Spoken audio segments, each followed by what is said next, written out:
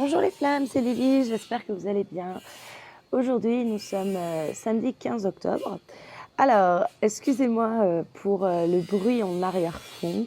D'habitude, on entend les oiseaux parce que quand je fais mes podcasts, c'est généralement à l'extérieur sur mon balcon.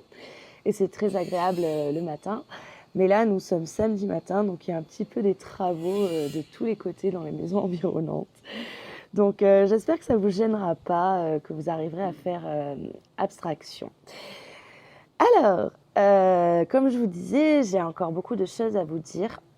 Je vais en avoir de plus en plus d'ailleurs. En ce moment, ça n'arrête pas, il y a cette forme d'effervescence, etc. Bon, aujourd'hui, je rigole. Franchement, aujourd'hui, donc je ne sais pas si vous l'entendrez à ma voix, mais j'ai le sourire jusqu'aux oreilles. Et j'avais envie de vous partager quelque chose de très drôle, et d'autant plus que c'était pas que pour moi, c'était aussi pour vous. Donc, pour celles ou ceux qui ont écouté mon podcast de hier, et où je vous parlais, vous savez, de notre guidance, etc., que je vous parlais des chansons, je vous ai dû parler d'une chanson donc, qui m'a percutée cette semaine et donc qui était en lien avec ce que je vis en ce moment, etc. C'est une chanson que donc du coup j'ai partagée sur mes réseaux. C'était une chanson que j'avais entendue il y a très très très longtemps dans une série et qui donc s'était rajoutée à ma playlist, etc. Et donc les paroles de la chanson correspondaient tout à fait à la situation et avait un lien du coup. Donc la chanson, c'est la chanson Believe de Gavin DeGraw. Et en fait, c'est une chanson de foi. C'est une chanson où le chanteur explique que la foi, sa croyance, est venue le sauver un petit peu de force et qu'il a été subjugué par ça. Et que de toute façon, il maintiendra sa foi, etc. Et c'est une chanson qui m'a percutée. Donc quand je dis percutée, c'est vraiment qu'on a un ressenti corporel quand on l'écoute. Le fait est que donc voilà, hier je vous en parle et je vous donne d'autres exemples, d'autres chansons, etc. Sauf que dans la journée d'hier, la chanson repasse et donc j'ai à nouveau cette percussion au niveau du corps. Et donc je me dis, bon, il y a encore un truc en plus à aller chercher de ce côté-là. Donc je me souviens très bien de dans quelle série je l'ai entendue, cette chanson. C'est pour ça que ça me fait rire en fait, parce que je veux dire, je suis une femme, je suis une grande personne. Et en fait, c'est une série pour ados ados et jeunes adultes, que j'avais mais tellement aimé à l'époque, etc. Bon, allez, je vais vous le dire, tant pis, la loose, c'est pas grave. Non, mais les trucs partent en cacahuète. Bon, en fait, j'adore ça. Donc, cette série, c'était les frères Scott. Donc, oui, j'ai adoré cette série. Bon, bien sûr, aujourd'hui, j'ai toujours beaucoup d'affection pour cette série-là. Mais très honnêtement, j'ai 38 ans, j'ai ma vie. Je suis à milieu du côté très cucu, gnangnan des frères Scott, hein, qu'on soit bien d'accord. Et donc, avec cette chanson, je me dis, il y a un truc à comprendre. Et donc, je me dis, bon, ça te rappelle vraiment cette série. Faut que tu ailles plus loin puisque ça te repercute. Donc, je vais me renseigner sur cette chanson. Donc, elle apparaît dans 2 épisodes. Moi, dans les images que j'ai, on me dit d'aller regarder dans l'épisode qui correspond aux premières saisons. Et donc hier soir, je me dis bon tiens, allez, vas-y, tu vas aller regarder l'épisode en question. Et donc évidemment la série a vieilli, on peut pas se retrouver dans les problématiques plus que ça quoi. Et en fait, à la fin de l'épisode, la chanson commence. Et à ce moment-là, pendant qu'il y a cette chanson, donc ce moment vraiment de percussion, généralement, dans cette série, à la fin de l'épisode, ils mettaient toujours un texte d'un livre qui pouvait être un petit peu la morale de l'épisode, etc. Et donc, je l'ai noté pour vous parce que j'ai éclaté de rire quand je l'ai entendu. Et donc, l'extrait, c'était « Ne laisse pas ta flamme s'éteindre, étincelle après précieuse étincelle. » Dans les eaux plus tirides du presque, du pas encore, ou du pas du tout. Ne laisse pas périr ce héros qui habite ton âme dans les regrets frustrés d'une vie que tu aurais méritée et que tu n'as jamais pu atteindre. Tu peux gagner ce monde que tu désires tant. Il existe, il est bien réel, il t'appartient. Tout est possible. Et donc je l'ai noté parce que du coup je me dis quand même c'est pas anodin, je vous en parle hier, ça continue. Et ce message en fait, du coup il s'adresse à toutes les flammes. C'est ne laissez pas votre flamme s'éteindre à cause du désespoir parce que vous y êtes presque arrivé ou pas encore ou pas du tout selon ce que vous pensez. Ne laissez pas périr en fait ce héros qui habite ton âme. C'est ne laissez pas s'éteindre la voix de votre âme, que ce soit dans les regrets d'une vie que vous pensiez mériter et que vous n'avez pas réussi à atteindre jusqu'à présent, d'accord? Oh là là. Alors moi, là aussi, il y a cette notion de quel gâchis. On aurait pu tout avoir et c'est gâché. Et donc, on vous dit, tu peux gagner ce monde que tu désires. Tant vous allez obtenir ce que vous vouliez. Ça existe. C'est bien réel. Ça vous appartient. Tout est possible. Donc voilà, donc je commence le podcast avec ça. C'est vrai que je rigole beaucoup parce que aujourd'hui, plus rien ne m'étonne au niveau de la guidance. Moi, je trouve ça très marrant. Il y a vraiment un côté très humoristique là-dessus. Et on vous pousse à aller chercher des ressources mais que vous ne soupçonneriez même pas. Donc voilà, donc c'était le petit message sympa pour toutes les flammes. Très souvent en consultation, quand vous êtes au moment où vous recevez votre guidance, etc., vous partagez avec moi, vous m'envoyez des messages et tout. Et c'est vrai qu'on en rigole beaucoup parce que c'est très souvent des trucs improbables et qui répondent totalement à la question et tout. Et moi, je trouve ça super, super marrant. Et en fait, ça ramène tellement de légèreté dans le parcours. Voilà, ces signes-là sont super, super marrants. Voilà. Donc, ouais, comme vous l'entendez, ça m'a mis de très bonne humeur et ça me fait beaucoup rire. Et enfin, en tout cas, j'espère que le message a été entendu. Donc, je vous le répète, ne laisse pas ta flamme s'éteindre, étincelle après précieuse étincelle, dans les eaux putrides du presque, du pas encore ou du pas du tout. Ne laisse pas périr ce héros qui habite ton âme dans les regrets frustrés d'une vie que tu aurais méritée et que tu n'as jamais pu atteindre.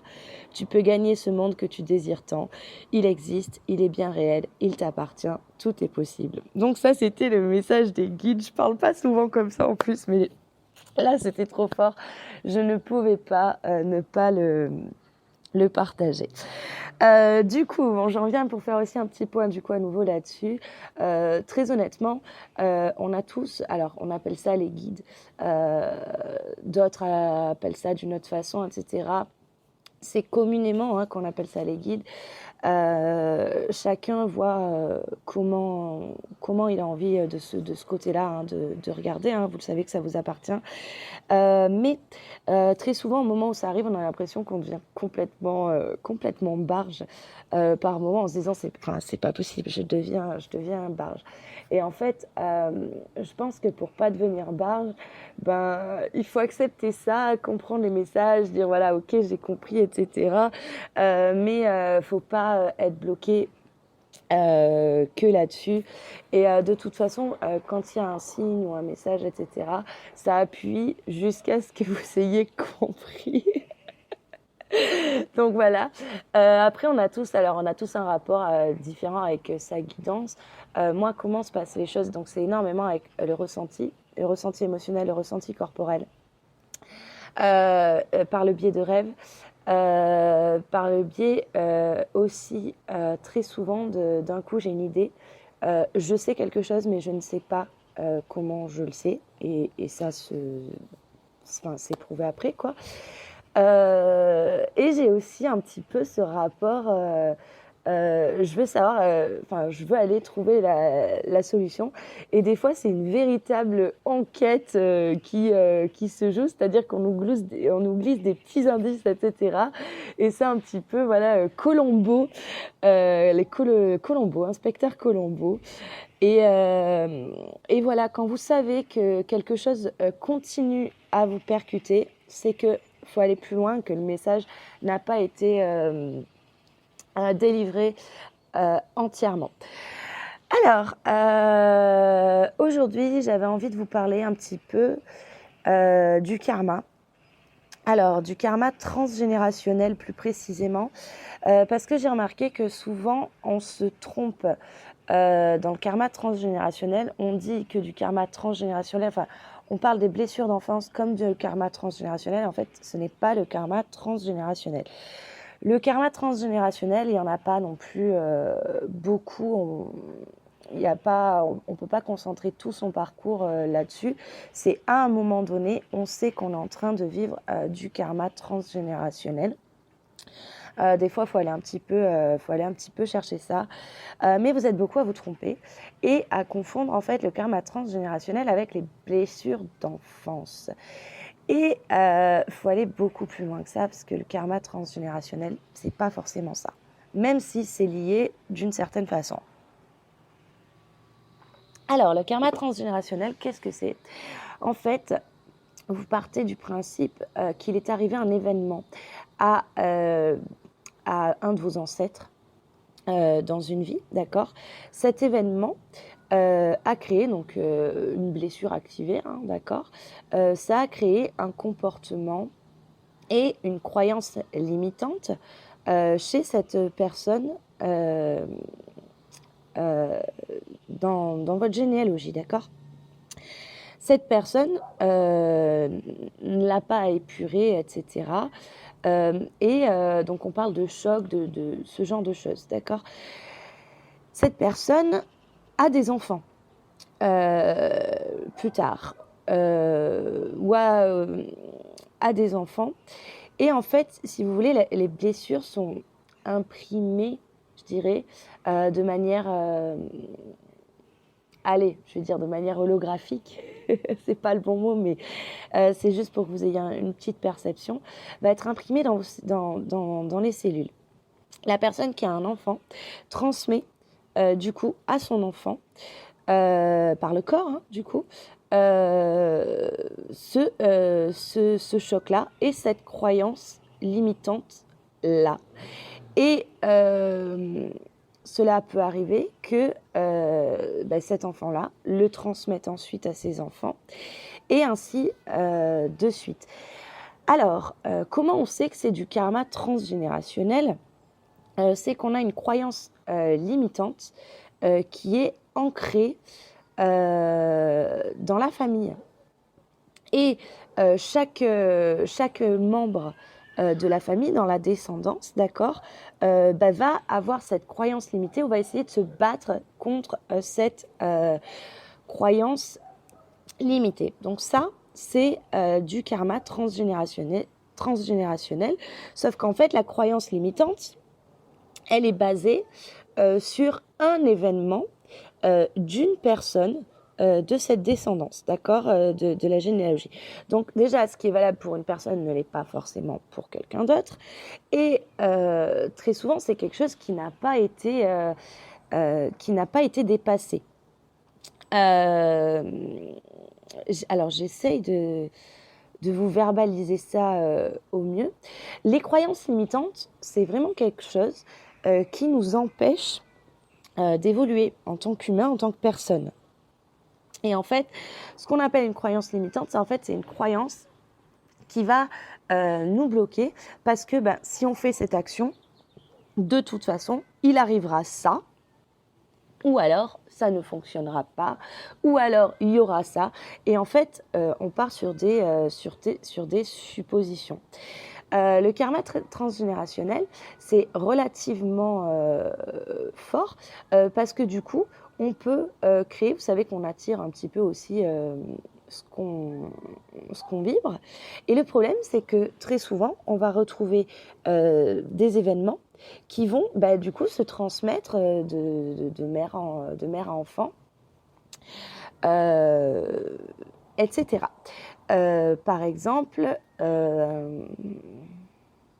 comment essayer de vous donner un exemple euh, nous avons une première personne, imaginons, donc, qui a tout donné, donc une personne qui était en couple, qui a tout donné à son mari. Et on va prendre une femme qui a tout donné à son mari, qui s'est épuisée dans les tâches ménagères, qui a toujours tout donné, euh, qui a traité son mari comme un roi, etc. Et son mari la trompe, part avec la maîtresse, il abandonne les enfants. Ça arrive, la personne avait 35 ans, imaginons. Très souvent, le schéma va se reproduire. L'enfant qui était là alors peut-être que l'enfant va tout faire pour que ça n'arrive pas, va se bloquer, ou alors va justement se séparer, je ne sais plus quel âge j'avais dit, 35 ans par exemple, et ça va se reproduire et on ne comprend pas pourquoi dans cet arbre généalogique, toutes les femmes par exemple se séparent à 35 ans, etc. C'est du karma transgénérationnel. Le karma transgénérationnel, ça peut être aussi de la maladie. Ça peut être aussi une peur panique irrationnelle de quelque chose, une phobie, etc.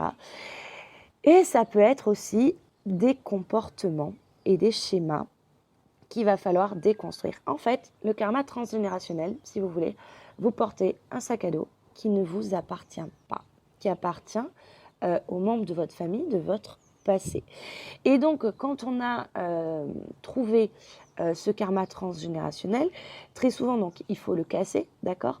Mais il faut aussi, en fait, rendre ce sac à dos qui ne nous appartient pas, parce qu'en fait, c'est lourd, hein, il y a des pierres dedans, imaginez. En fait, vous le portez depuis toujours, et à un moment, il faut savoir s'en débarrasser. Donc ça, c'est ce qu'on peut faire aussi en séance, d'accord ? Il y a une autre forme de karma transgénérationnel, parce que là, je vous ai parlé de celui qui se transmettait donc, par le biais de la grossesse, etc. D'accord ? Mais il y a aussi le karma transgénérationnel qui va se créer par l'émotionnel familial, d'accord ? Par exemple, un enfant qui a vu ses parents se séparer et qui, à ce moment-là, c'est un tsunami, etc., et qui possiblement à un moment a pris un parti pour l'un ou pour l'autre ou a jugé la situation, etc., va se mettre, vous savez, toujours moi je ne ferai jamais ça. Et donc du coup va se mettre une espèce de sac à dos, donc lui-même à ce moment-là, surtout je ne ferai pas ça. Et en fait, cette personne va par exemple se bloquer dans sa vie parce que c'est comme si il ou elle trahissait à nouveau, hein, en gros, celui de ses parents qui pensait qu'il estimait qu'il avait été trahi dans la situation de ses parents. Très honnêtement, par rapport à ça, donc là je vous ai donné un exemple, il peut y avoir d'autres schémas, mais je pense que vous avez compris le système. Très honnêtement, c'est pareil. En fait, l'histoire de nos parents et l'histoire de nos grands-parents, en fait, elle ne nous appartient pas. On n'a pas à être juge et partie dans cette histoire, à ce niveau-là. Et surtout, ce ne sont pas nos actions qui laveront les actions pas très correctes de nos parents, etc. Alors, pourquoi est-ce que je vous parle de ça ? Donc, ce karma-là, celui-là dont je vous parle, on le retrouve beaucoup chez les jumeaux inconscients. Qui ont tendance à vouloir être parfaits en apparence. Ils ont un espèce de cercle de valeurs qui est très très fort à ce niveau-là et il se crée des blocages.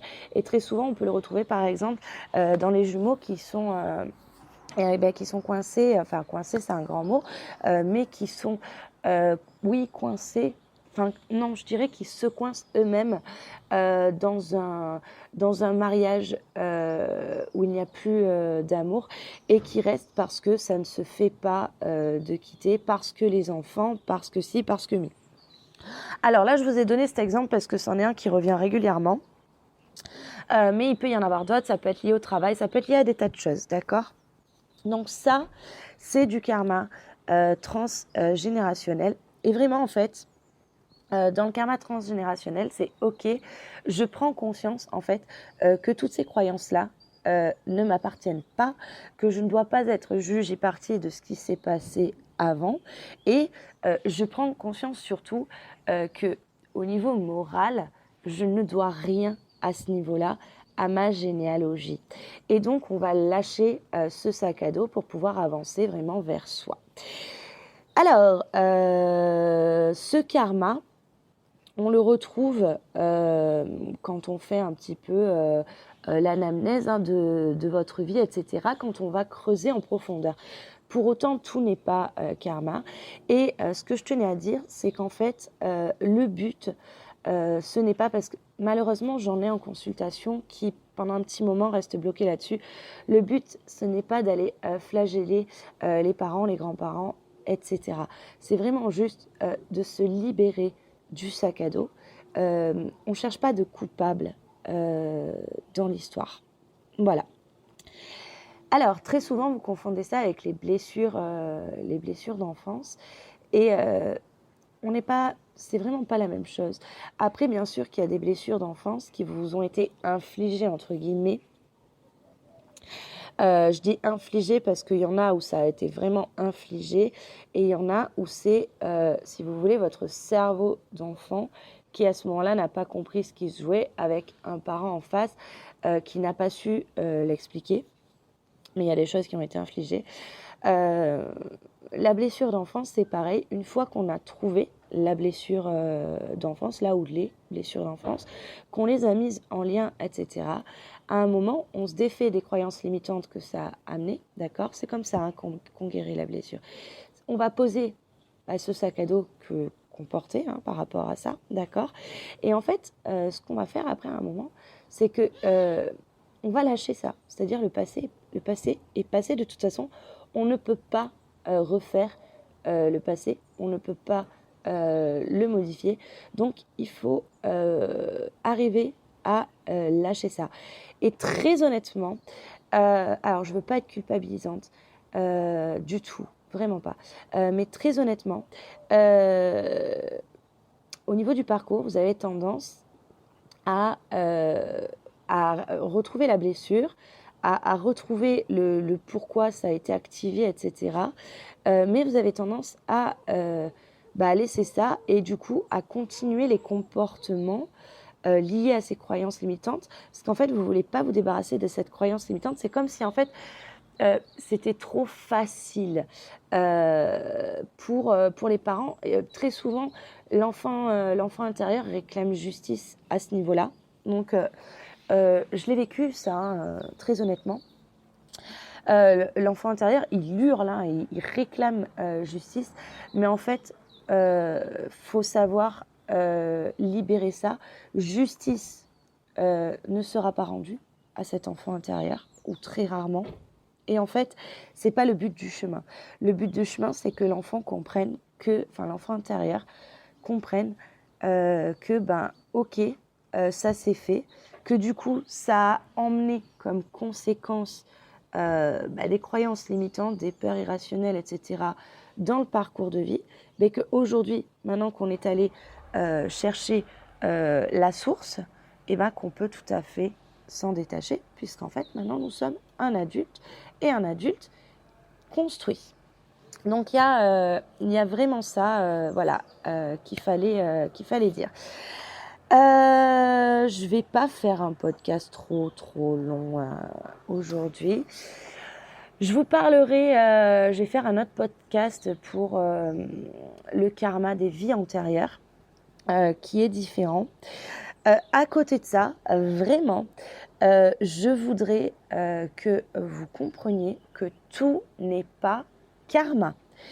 Et que quand on est dans la recherche que du karma, on a tendance un petit peu à se déresponsabiliser.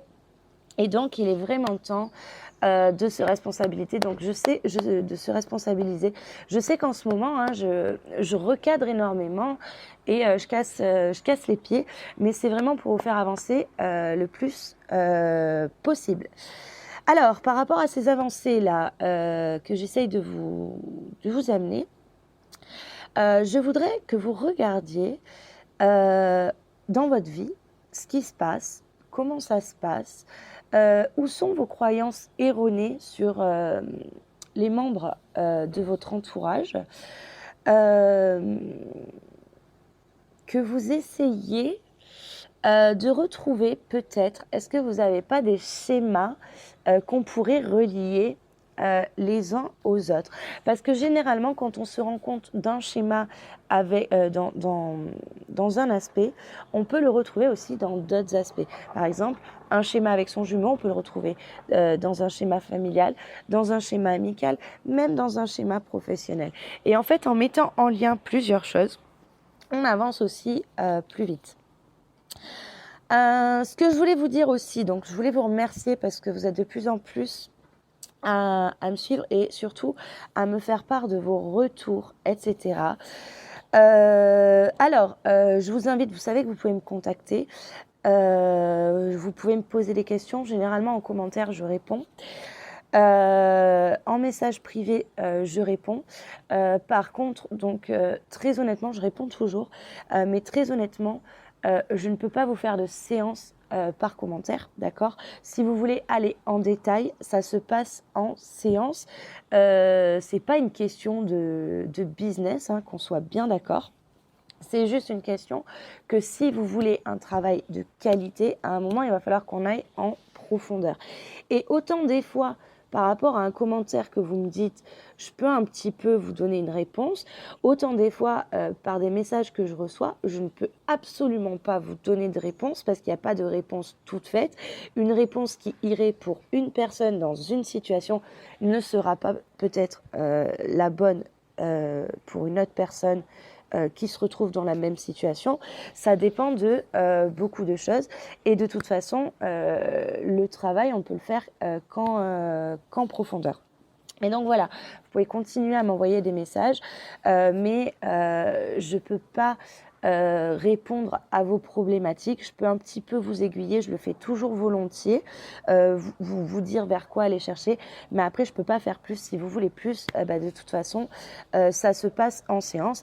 Et à côté de ça aussi, c'est une forme de respect pour mon travail parce que j'essaye de toujours maintenir un équilibre entre alors ce qu'on appelle un petit peu le donner et le recevoir, hein, tout simplement. Mais voilà, moi c'est mon travail, j'essaye de vous donner beaucoup de ressources gratuites.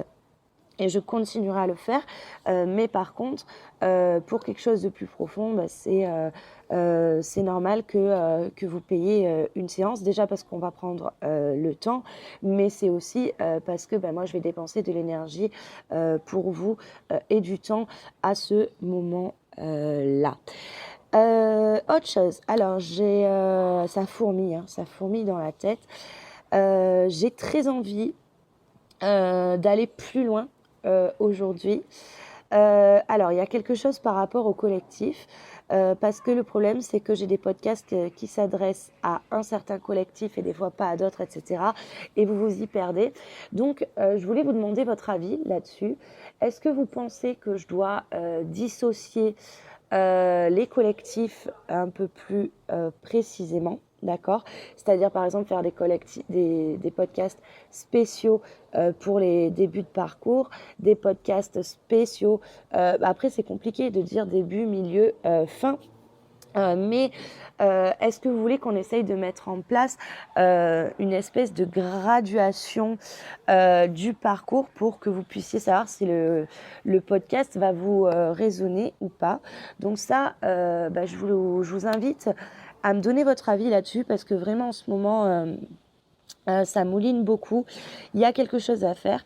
Et aussi, je suis en train de voir pour proposer des ateliers collectifs, des espèces de séances collectives, de séances de travail où on serait à plusieurs. Donc là, je pense effectivement que on pourrait mélanger les collectifs puisque ça pourrait être intéressant, puisque je pense vraiment que l'union fait la force et que peut-être travailler en atelier permettrait d'avancer plus vite, mieux, et en plus ça pourrait être sympa.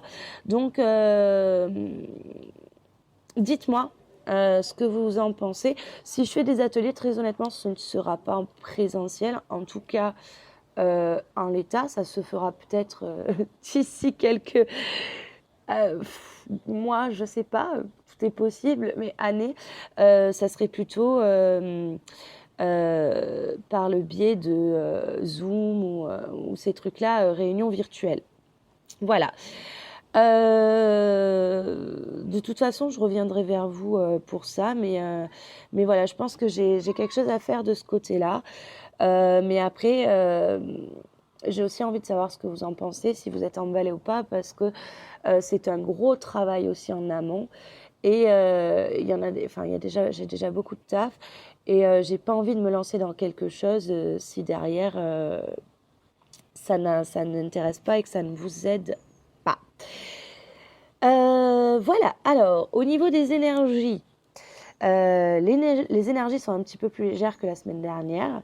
Pour autant, ça secoue encore. Ça travaille au niveau émotionnel. Alors là, ça dépend des collectifs. Justement, dans les débuts de parcours ou les parcours relativement avancés, ça peut écraser parce qu'il y a de l'émotionnel à sortir. Il y en a qui du coup sont pas trop atteints, sont assez sereins. Et au niveau des parcours avancés, je dirais, il y a aussi ces ressentis qui ne vous appartiennent pas. Donc hier, j'ai eu une consultante pour qui c'était le cas, etc. Comment savoir qu'un ressenti ne vous appartient pas? C'est que tout simplement, donc vous vous sentez chargé, appuyé, mais vous ne savez pas d'où ça vient et c'est surtout que vous ne mettez pas la tête dans le sable. Donc, parce que des fois, j'ai des personnes qui me disent oui, j'ai ce ressenti, mais c'est pas moi. En fait, des fois, ça arrive que la personne en fait mette la tête dans le sable et en fait que le ressenti lui appartienne bel et bien, mais il y a un espèce de refus de l'assumer parce qu'on se sentait plus avancé, etc. Ça me fait venir aussi du coup à cette notion de où j'en suis dans le parcours, etc. C'est intéressant de faire un point de temps en temps pour voir tout ce qu'on a abattu, d'accord, mais très honnêtement, j'ai trop de personnes aujourd'hui et en toute sincérité, je l'ai fait je ne sais pas combien de fois, où en fait, on se dit c'est bon, j'ai tout fait, j'ai fait mon job, c'est bon, j'ai plus rien à faire, c'est bon, j'ai tout épuré. Et en fait, c'est bon, j'ai tout épuré, j'ai assez travaillé. Et puis en fait, on s'aperçoit qu'il y a plein de choses qui piquent et qui en fait n'ont pas été nettoyées. Donc, ce que je voulais vous dire par rapport à ça, c'est où est-ce que j'en suis? De toute façon, je suis sur le chemin. Et c'est déjà bien. Moi, aujourd'hui, où est-ce que j'en suis? Je suis sur mon chemin. Pour autant, tout en se disant, je suis sur le chemin, je pense qu'il est intéressant de mettre en place des stades où on a dégrossi le plus gros des blessures, etc. Donc à voir, vous me direz ce que vous en pensez par rapport à ça. À partir d'aujourd'hui, donc j'attaque les guidances annuelles. Ce week-end, je suis disponible si jamais il y a un besoin de séance urgente, d'accord. Je ne serai pas disponible tous les week-ends. Très honnêtement, je vous explique comment ça se passe. Quand je me prévois un super week-end, je me prévois mon super week-end. Et quand j'ai des week-ends dispo où je n'ai rien de prévu et où je n'ai pas un besoin de me recentrer, de me réaligner, je n'ai pas besoin de le prendre pour moi, je suis disponible le samedi ou le dimanche. Il n'y a pas de souci à ce niveau-là. Et donc ce week-end en est un. Il faut savoir que je mets très peu de rendez-vous le week-end. Je les place sur la semaine, ce qui fait que du coup, ça nous laisse aussi des créneaux disponibles pour le week-end. Donc vraiment, c'est très aléatoire. Ça peut arriver. Donc là, c'est le cas. Il y a des fois où ça n'arrive pas. De toute façon, quand vous avez besoin, vous m'envoyez un message. Généralement, je vous le dis tout de suite. Oui, je suis disponible. Non, je ne suis pas disponible. Autre chose aussi. Je veux vraiment vous faire interagir. Je veux vraiment que ce soit quelque chose qui devienne un échange. Alors même si on est sur des podcasts, etc. Et donc, je vous invite à me poser des questions d'ordre général sur le parcours. Je l'avais fait déjà il y a quelques temps. Vous savez, j'avais fait les questions-réponses. J'avais fait un podcast pour les questions-réponses, etc. Alors, j'ai pas très envie de faire un podcast que questions-réponses. Je l'ai fait, ça avait servi. Ça avait aidé certains parmi vous, mais j'avais plus envie de faire peut-être 1 à 2 questions-réponses quand je fais des podcasts courts et faire voilà un espèce d'échange là-dessus, en sachant que ce que j'ai envie de proposer, c'est-à-dire si la question m'est demandée plusieurs fois, je vous renverrai pas sur le podcast dans lequel j'ai répondu. Je répondrai à chaque fois, puisque je ne peux pas vous inviter à aller écouter tous mes podcasts. Donc voilà, donc peut-être que je répondrai tout le temps à la même question, mais je compte sur vous aussi. Je pense que dans le parcours, on a 1001 questions à se poser. Donc voilà, n'hésitez pas. Par contre, qu'on soit bien d'accord, c'est d'ordre général. Pour ce qui est vraiment précis, etc., ça se passe en séance. Ou alors, vous mettez en commentaire, je vous aiguille, mais je ne pourrai jamais vous donner une réponse précise ou vous aider en tout cas de manière précise, parce que les questions-réponses, ça va être vraiment de l'aide. C'est pas je vous donne la voie de la vérité, etc. Non, pas du tout. Je peux vous aiguiller, mais pour tout ce qui est précis, ça sera plutôt en séance. Voilà, je crois qu'on a fait le tour. Je vous souhaite un beau week-end.